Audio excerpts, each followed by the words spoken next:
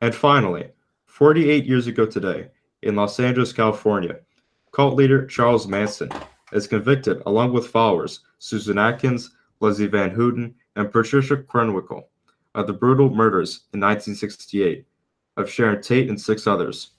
In 1967, Manson, a lifetime criminal, was released from a federal penitentiary in Washington state and traveled to San Francisco, where he attracted a following among rebellious women with troubled emotional lives.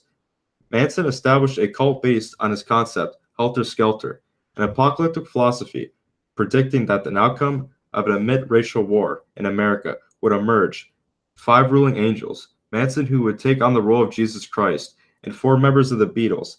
Manson convinced his followers that it would be necessary to murder celebrities in order to attract attention to his cult. And in 1969, they targeted Sharon Tate, a marginally successful actress who was married to Roman Polanski, a film director. On the night of August 9th, 1969, with detailed instructions from Manson, four of his followers drove up to CeeLo Drive, above Beverly Hills, burst into Polanski and Tate's home. Polanski was not home, and friends were staying with pregnant Tate. During the next few hours, they engaged in a murderous rampage that left five dead, including a very pregnant Sharon Tate. Three of her friends and an 18-year-old man who was visiting the caretaker of the estate the next night. Manson followers murdered Leno and Rosemary LaBianca in their home in the Los Feliz section of Los Angeles. This time, Manson went alongside to make sure his killings were carried out correctly. The cases went unsolved for years. Before the Los Angeles Police Department discovered the Manson connection, various members of his cult confessed, and Manson and five others were indicted on charges of murder and conspiracy to commit murder. In January 1972, Manson and three others were found guilty, and on March 29, all four were sentenced to death. The trial of another defendant, Charles Tex Watson, was delayed by extradition proceedings, but he was likewise found guilty, sentenced to death in 1972.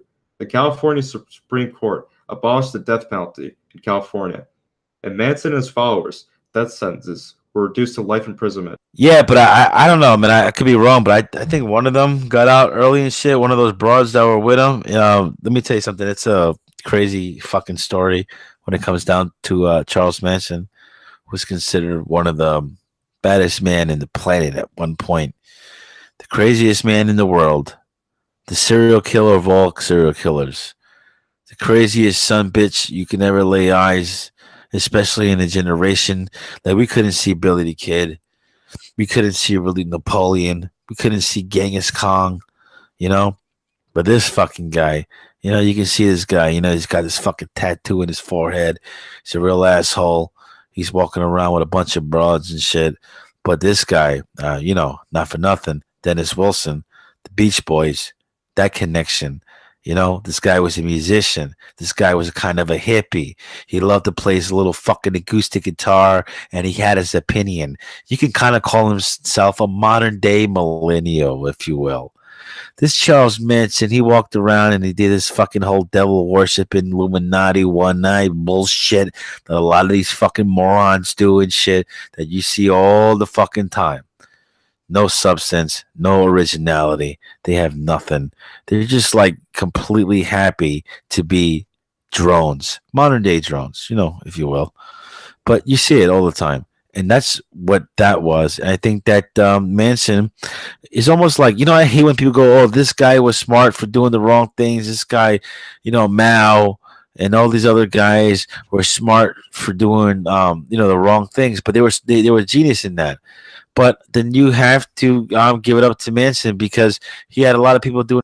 I don't think that's a hard thing to do.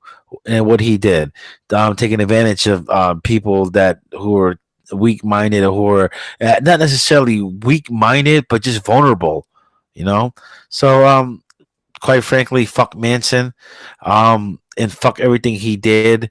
Manson was a sick fuck, and I guess he was the guy who said, well, I never killed anybody. I literally didn't physically, blah, blah, blah, bullshit. But the guy he's a wannabe. He wanted to be a singer. He wanted to be a fucking rock star. That shit didn't work out. And, the whole LSD, the 60s and the 70s eras and twists and turns. Fuck you gonna do, right, chap?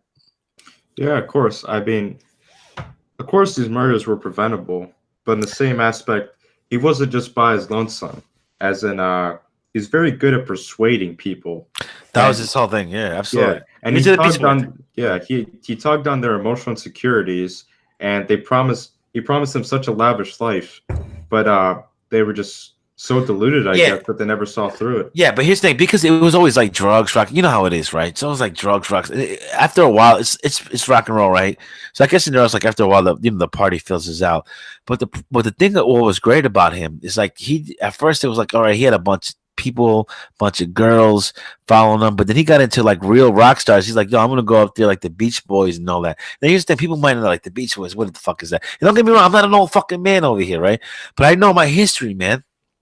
And this guy, he was over there, like he met them and he befriended them, and like like he literally was taking over like their houses and everything. This guy was like a cult fucking kind of guy, but and he was like little too. The guy was like 5'6" or 5'7". He was like a little guy, like he was not intimidating or some physical aspect, but people were afraid of this man, dude. He was a fucking scary fucking guy, and a lot of. But this guy, Charles Manson, was a piece of trash. He was a piece of garbage. But like you said, my friend, very diabolical and shit. This guy, and it's unfortunate. Like there are people like that who can prey on minds like that. You know what I mean, chap? And I heard that there's a movie that Quentin Tarantino is doing that's gonna about Charles Manson. I'm looking forward to that because there's gonna be a lot of stars in there. He's gonna be good, I guess.